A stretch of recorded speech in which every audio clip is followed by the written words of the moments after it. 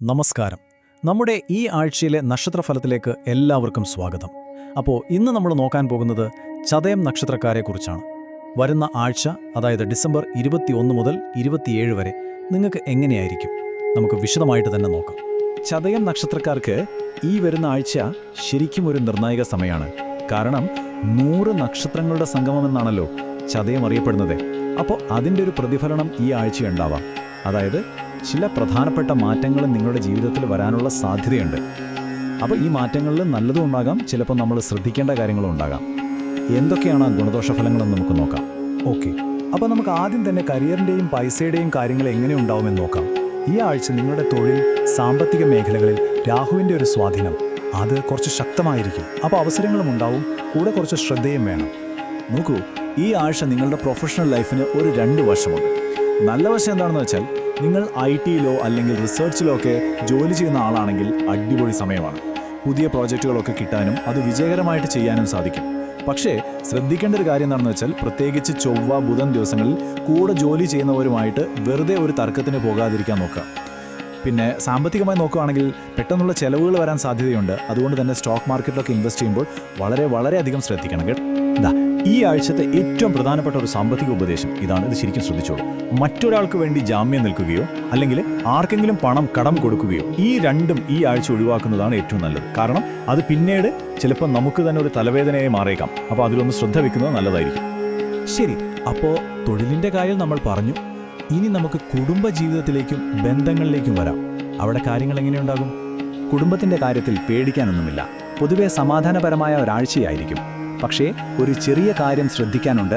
നമ്മൾ സംസാരിക്കുമ്പോൾ വാക്കുകളൊന്ന് സൂക്ഷിച്ചുപയോഗിക്കുന്നത് നല്ലതാണ്. കാരണം ചിലപ്പോൾ ചെറിയ പിണക്കങ്ങളൊക്കെ വരാം. ഇനി അഥവാ പങ്കാളിയുമായിട്ട് എന്തെങ്കിലും ചെറിയ പ്രശ്നങ്ങളുണ്ടായാൽ തന്നെ വിഷമിക്കേണ്ട.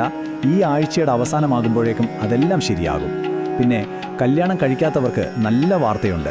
വിവാഹാലോചനകളൊക്കെ നല്ല രീതിയിൽ മുന്നോട്ട് പോകും. കൂട്ടത്തിൽ വിദേശത്തുള്ള ഫ്രണ്ട്സിൻ്റെയോ ബന്ധുക്കളുടെയോ കയ്യിൽ നിന്ന് ഒരു സന്തോഷ വാർത്ത കേൾക്കാനും സാധ്യതയുണ്ട്. അപ്പോൾ കരിയറും കുടുംബവുമൊക്കെ നല്ല രീതിയിൽ മുന്നോട്ട് പോകുമ്പോഴും നമ്മളൊരു അല്പം ശ്രദ്ധ കൊടുക്കേണ്ട ഒരു മേഖലയുണ്ട്. അത് ആരോഗ്യമാണ്. ഈ ആഴ്ച ഹെൽത്തിൻ്റെ കാര്യത്തിൽ കുറച്ചധികം ശ്രദ്ധ വേണ്ടിവരും.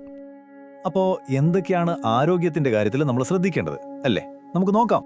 പ്രധാനമായും ശ്രദ്ധിക്കേണ്ടത് ഗ്യാസ് ട്രബിൾ പോലുള്ള പ്രശ്നങ്ങളാണ്. വായു സംബന്ധമായ അസ്വസ്ഥതകൾ കൂടാൻ സാധ്യതയുണ്ട്. ചിലർക്ക് കാലുകൾക്കൊരു വേദന പോലെ അനുഭവപ്പെടാം. പിന്നെ ഈ ആഴ്ച യാത്രകൾ ചെയ്യുമ്പോൾ കുറച്ചൊന്ന് ശ്രദ്ധിക്കുന്നത് എന്തുകൊണ്ടും നല്ലതാണ്. അപ്പോൾ ഈ പറഞ്ഞ ആരോഗ്യ പ്രശ്നങ്ങൾ കേട്ട് പേടിക്കുകയൊന്നും വേണ്ട. വളരെ സിമ്പിളായിട്ടുള്ള 2 കാര്യങ്ങൾ ശ്രദ്ധിച്ചാൽ മതി. ഒന്നാമത്തത്, ഭക്ഷണം കറക്റ്റ് സമയത്ത് കഴിക്കുക. രണ്ടാമത്തത്, ധാരാളം വെള്ളം കുടിക്കുക. ഈ 2 കാര്യങ്ങൾ മാത്രം ഈ ആഴ്ചയൊന്ന് ശ്രദ്ധിച്ചാൽ മതി. ഒരുപാട് വ്യത്യാസം കാണാം. ശരി, അപ്പോൾ ഈ ആഴ്ചയെ ഒന്നുകൂടി പോസിറ്റീവ് ആക്കാൻ, അല്ലെങ്കിൽ ഭാഗ്യം നമ്മുടെ കൂടെ നിർത്താൻ എന്തൊക്കെ ചെയ്യാൻ പറ്റുമെന്ന് നോക്കാം. കുറച്ച് പരിഹാരങ്ങളും ലക്കി ടിപ്സുമുണ്ട്. നിങ്ങളുടെ ഈ ആഴ്ചത്തെ ലക്കി കളേഴ്സ് നീലയും സിൽവറുമാണ്. ഭാഗ്യസംഖ്യകളായിട്ട് വരുന്നത് 4ഉം 8ഉമാണ്. ഇനി പ്രധാനപ്പെട്ടൊരു പരിഹാരം, ശനിയാഴ്ച ഒരു ശിവക്ഷേത്രത്തിൽ പോകുന്നതാണ്. അത് വളരെ നല്ല ഫലം തരും. കൂടെ ദിവസവും കുറച്ചുനേരം ഓം നമഃ ശിവായ എന്ന് ജപിക്കുകയാണെങ്കിൽ മനസ്സമാധാനം കിട്ടാനും അത് സഹായിക്കും. ഇനി നേരത്തെ പറഞ്ഞ പരിഹാരങ്ങൾക്ക് പുറമെ നിങ്ങൾക്ക് ചെയ്യാൻ പറ്റുന്ന നല്ലൊരു കാര്യമാണ് സർപ്പപ്രീതികരമായ കാര്യങ്ങൾ ചെയ്യുന്നത്. അതായത് സർപ്പങ്ങൾക്ക് വേണ്ടിയുള്ള വഴിപാടുകളോ മറ്റു ചെയ്യുന്നത് കൂടുതൽ ഗുണഫലങ്ങൾ കിട്ടാൻ സഹായിക്കും. അപ്പോൾ നമ്മൾ ഈ ആഴ്ചയിലെ കാര്യങ്ങളെല്ലാം പറഞ്ഞു കഴിഞ്ഞു. ഇനി നിങ്ങൾ സ്വയം ചോദിക്കേണ്ട ഒരു ചോദ്യമുണ്ട്. ഈ വരുന്ന മാറ്റങ്ങളെ എങ്ങനെ എനിക്ക് വ്യക്തിപരമായ നേട്ടങ്ങളാക്കി മാറ്റാൻ കഴിയും?